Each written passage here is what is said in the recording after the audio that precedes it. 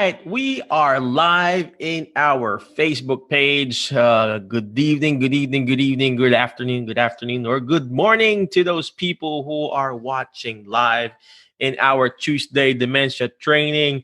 Today we have a special guest, Miss Rachel Wiley. She is an occupational therapist.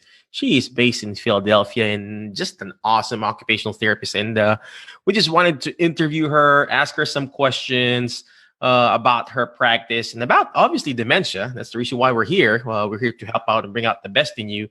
So if you are watching live, ladies and gentlemen, in our Alzheimer's and Dementia support group, please comment live. We want to know if you are watching live. And if you're watching on the replay, obviously we want you to comment replay because we want to know if you are still watching the replay.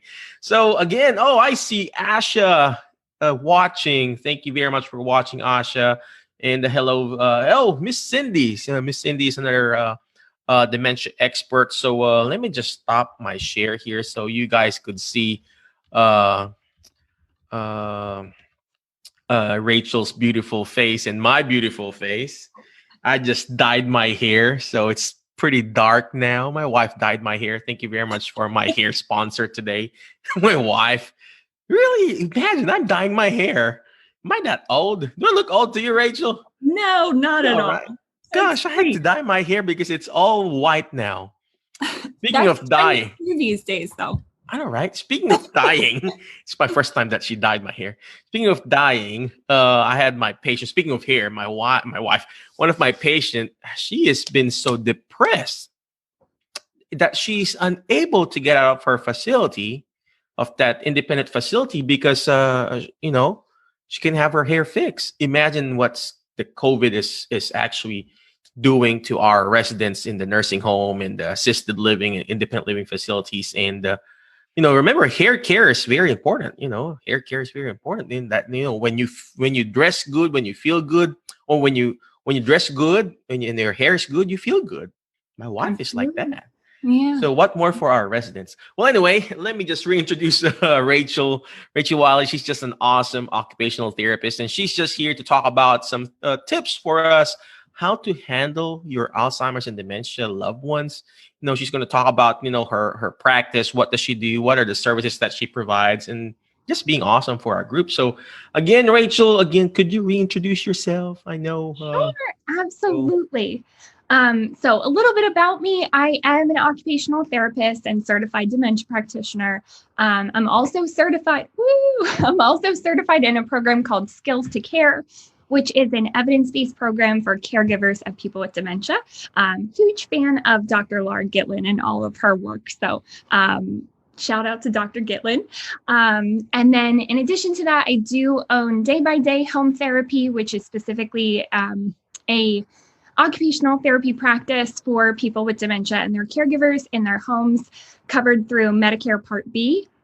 I was previously just an in-home practitioner, but now with the change to telehealth, I can offer telehealth services through Medicare to clients in all of Pennsylvania, New Jersey, and Delaware. So from license. So I'm excited about potentially offering clients or more client services. And then I also own something called the Dementia Collaborative, which I really just started recently, but I'm hoping to be able to offer more educational resources to people caring for those with dementia.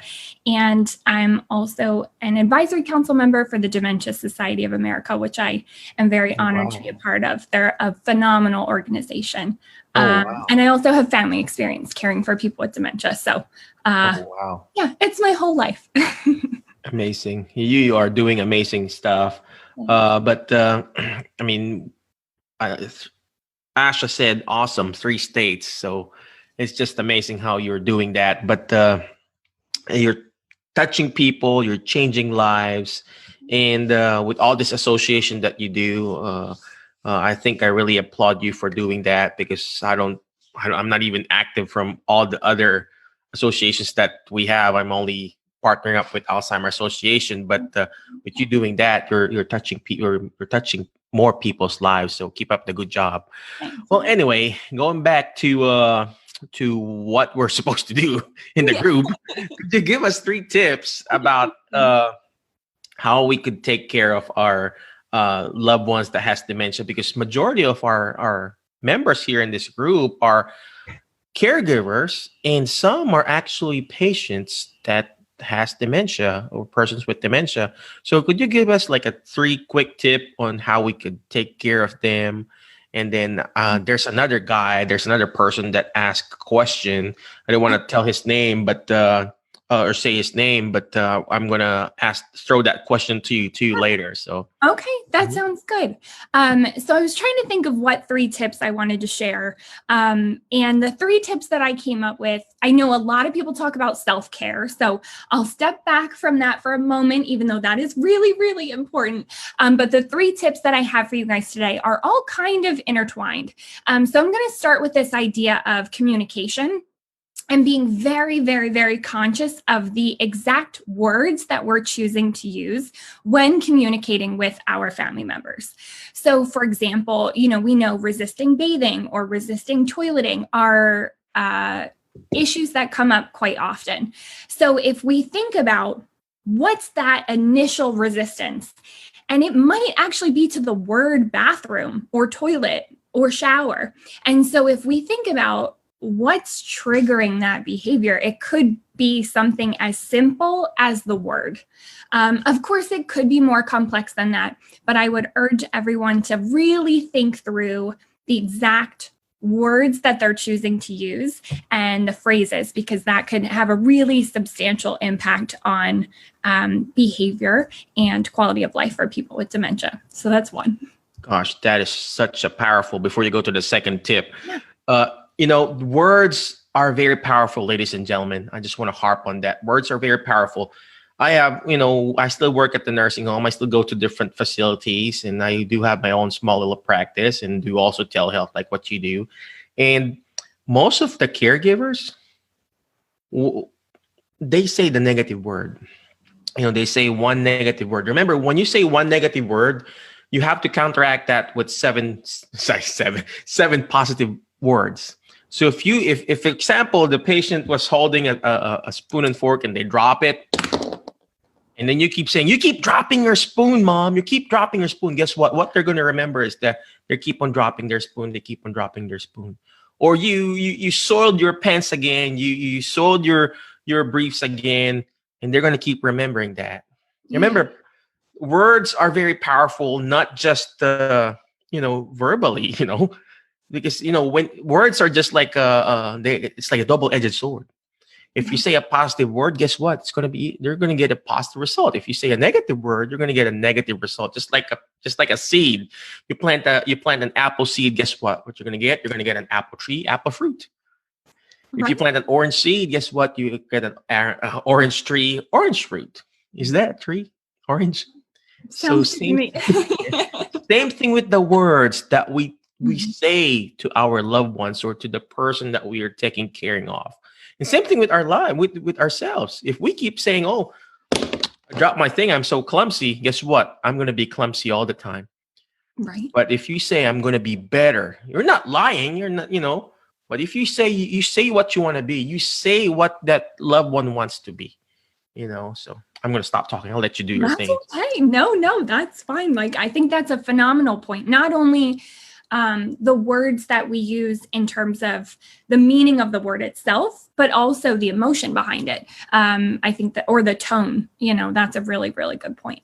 And kind of to connect that to another tip, use the environment to your advantage. So for example, if we're going to use this example of, mom, it's time to get a shower, or, can you take a shower now? And if she gives immediate resistance to the word shower, then let's not talk about the word shower. Let's take the word out completely, right? Or if the word toilet or bathroom is a trigger to resistance, cut the word out completely. Instead, let's use the environment to tell our family member what it is that we need them to do.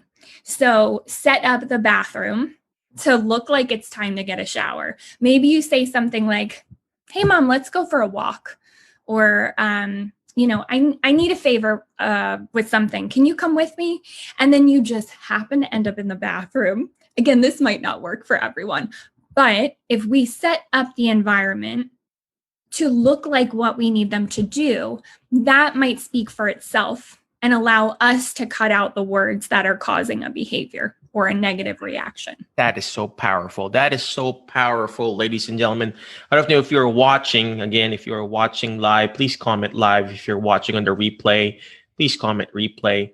Well, anyway, did you hear what she said, what Rachel said? She said, you don't have to say that specific word. You don't have to say it. I'm going to tell you nicely now. I work at the psych hospital, and I don't tell the word physical therapy. When I go there, I don't tell the patient, hey, come in. We're going to do some physical therapy. You're not going to work. They're going to work. They're not going to work with me. Hey, what's going on, Lisette? Thank you very much for watching. They're not going to work with me because physical therapy is like, they're just going to work. They're going to exercise. No, we don't want that. Hey, Tawana, thank you for watching live. So they don't want to work. You know, when somebody's there and then there's a CNA, oh, Dr. Michael is here. You're going to do some physical therapy. I would be like, no, don't tell them I'm physical therapist. Right. It's not because I'm lying, but they will not work with physical therapy because in their mind, oh, I don't want to work. I don't want to exercise. Right. But I go there. I come in. Hello, Mr. and Mrs. Smith. My name is Michael. I'm just here to check on you real quick. I just want to see how you move your neck, how you move your arm. And they'll be, I can move my arm. I can move my neck. Well, I just want to see how you stand up and walk. And if you want to walk towards the bathroom, obviously, if they don't want to go to the bathroom, I'm not going to say go to the bathroom. Right. I just say, okay, let's just walk towards the nurse's station. It's just check on what they're doing. That's how you do it. Your words is very powerful. Mm-hmm. Your words are very powerful. So you have to change your words in order for you to change your world. If that makes sense, ladies and gentlemen. Thank you for pointing it out, Rachel. Yeah, I love that. Of course. All right. So sorry. And that no, I you're think supposed that's to talk, not me, right? Too. No, I appreciate all of that information because I think it really hits home why these things are important.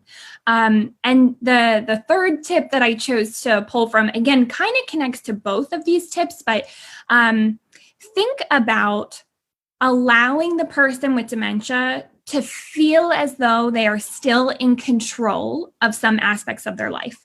So we know that people with dementia, they really are losing control over a lot of things in their life. You know, not only can they probably not maybe go to work anymore, they're not socializing with their friends like they used to, but now we get into, they can't even do self-care without some assistance.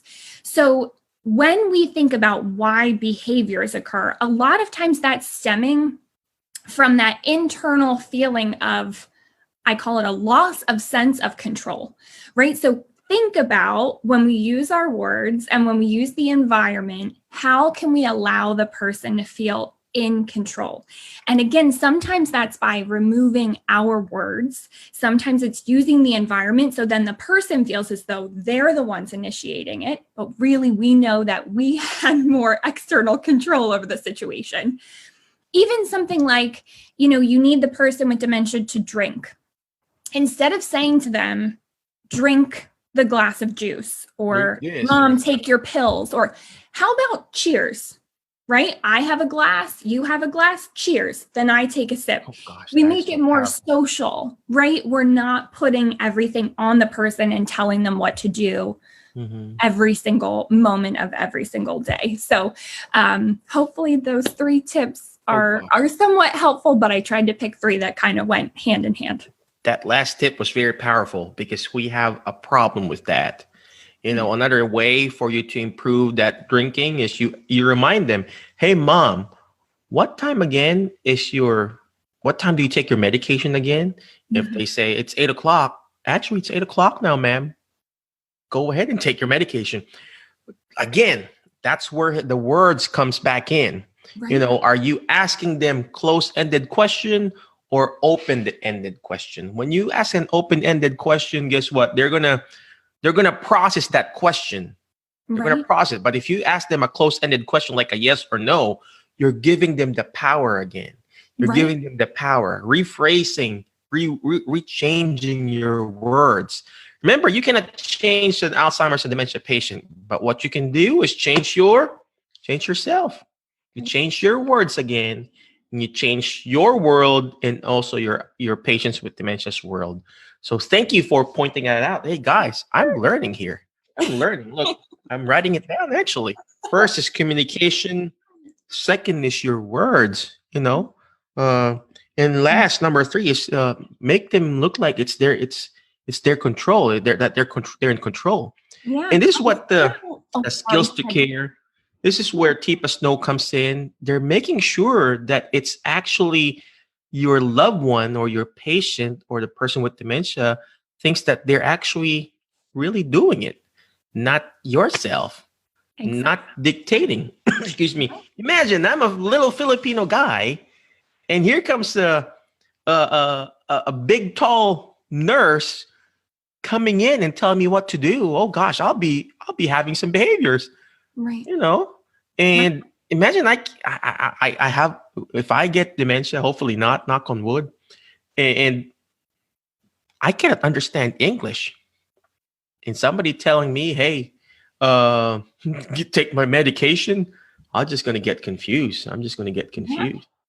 I still remember, Mike, I typically get clients referred to me because of challenging behaviors, but I still remember one client, something as simple as I was referred them because they were, quote, resisting taking their medication. And something as simple as I came in the first day, they had their little pill cup in front of them. So I said, you know what, to the family, give me a spare pill cup. Let me put a few, gummy bears in it or something small. And as long as you don't mind me eating your gummy bears. And I just sat across from the woman, chit-chatted for a few minutes. And then I said, cheers, and just kind of tapped medicine cups with her. I took my pills, she took hers, because I wasn't telling her what to do. I was showing her without my words, modeling for her what she needed to do. So our actions, and again, something as simple as just having a lighthearted conversation first can really have a pretty significant impact on our perfect. I love that. I see Lisette said she's gonna take the skills to care next go around. Cindy said yes, Tipa Snow teaches choices and possible relational. She's awesome, right? I mean, if you are watching right now, ladies and gentlemen, I'm just gonna give a special shout out to Miss Tipa Snow. She's just awesome. I interviewed her several times in my podcast, and I see her once a year, and it's just, she's just an amazing person. So you got to check out her videos. If you're watching here in the Alzheimer's and Dementia Support Group, you need to watch Tipa Snow's videos in YouTube, okay? Nilda said, I noticed that people with dementia loves to talk. Why? Okay, that's another question there for you, Rachel. Yeah. I noticed that people with dementia loves to talk, and she's questioning why. So do you mind answering that for us? No problem. So, I find it sometimes hard to generalize different actions or behaviors, because what could be triggering one person with dementia to talk a lot might not be the case for another person with dementia. So, it could have to do with a few things. One, it could be that the part of the brain that is maybe most involved for that particular client might be related to them talking a lot. Another factor could be socialization, right? Mm-hmm. So they're not having the same interaction with their colleagues, their peers, their friends as they used to. So they may be talking to fill in kind of this blank space, if you will. So when they don't know what else to do with themselves, or not really sure, what's going on, what activity to do, what they're supposed to be doing, if I just talk and have a conversation, then I'm filling this kind of awkward silence.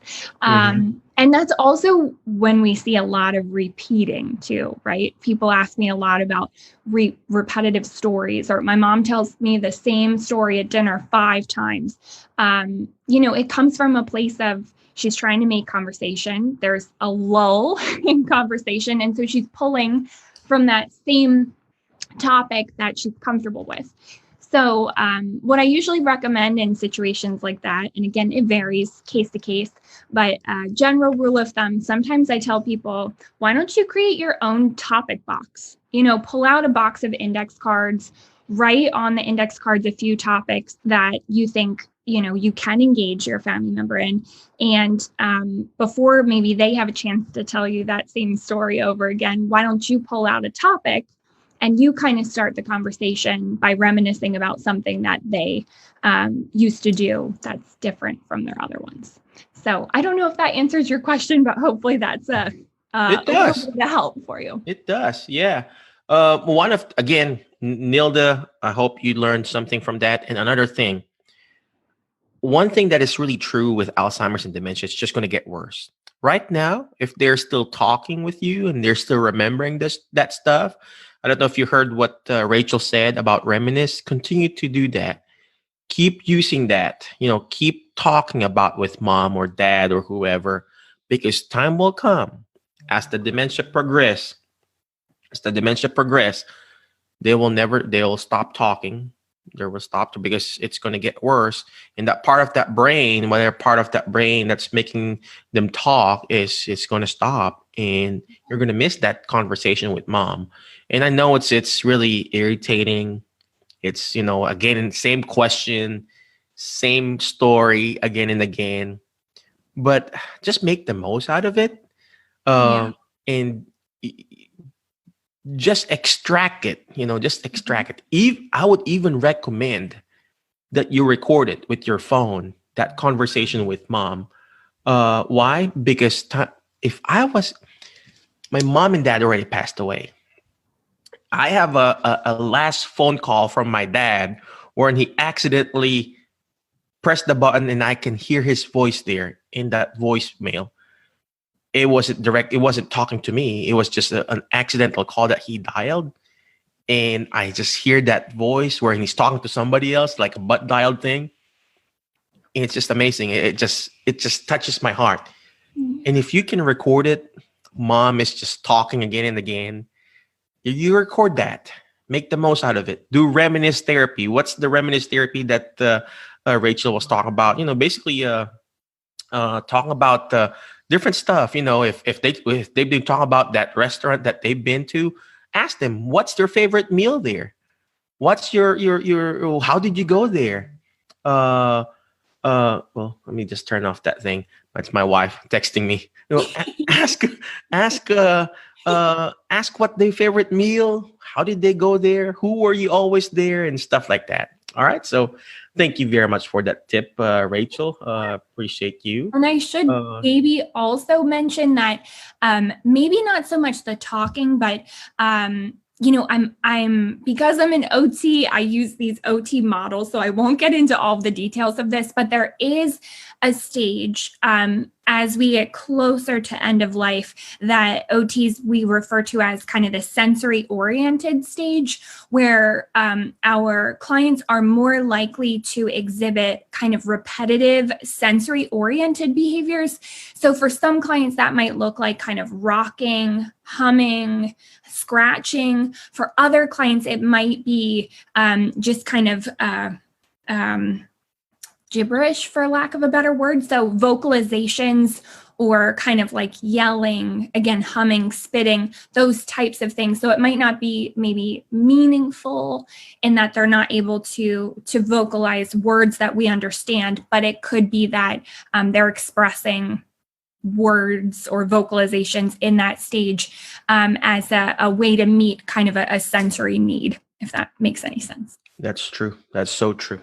That's so true. Well, again, thank you very much, Rachel, for coming over. Appreciate you. Where can we reach you? Do you have any website that? Absolutely. So I do have two different websites. One is daybydayhometherapy.com. That's for the Medicare and telehealth practice. And then I also have another website, the Dementia Collaborative.com. And that's for, again, some of those kind of little videos and training, which I'm working on building. So if you guys have any recommendations for me, I'll work on those. Excellent. Yeah, but thank you so much for having me today. Thank you very much. Appreciate you, Rachel. If you have any question, reach out to her. If you need telehealth services, reach out to her too. And then I should also check out the Dementia Society of America. I'm partial. I love them, but they're a really great organization. Of course, any kind of movement, any kind of society, any kind of association, the more we do this, the better. It's not we cannot do this. I cannot do this on my own. Deep as Snow cannot do it on his own. Skills to Care cannot do it on her own. Right? Rachel cannot do it It's on a her own. village. We have a lot of, we need more of Right. people who are doing this to educate people about Alzheimer's and dementia. So until there's a cure, there's a care. Again, thank you very much, Rachel. Again, thank you very much, ladies and gentlemen. If you have any more questions, just shoot, post it below. Rachel will try to answer it through chat. But again, thank you very much, Rachel. Thank I you. appreciate you. And thank you again, ladies and gentlemen. I wish you all the best. Be awesome, be great, be excellent. Thank you, Rachel. And Thank you have a you. good night. Bye, everyone.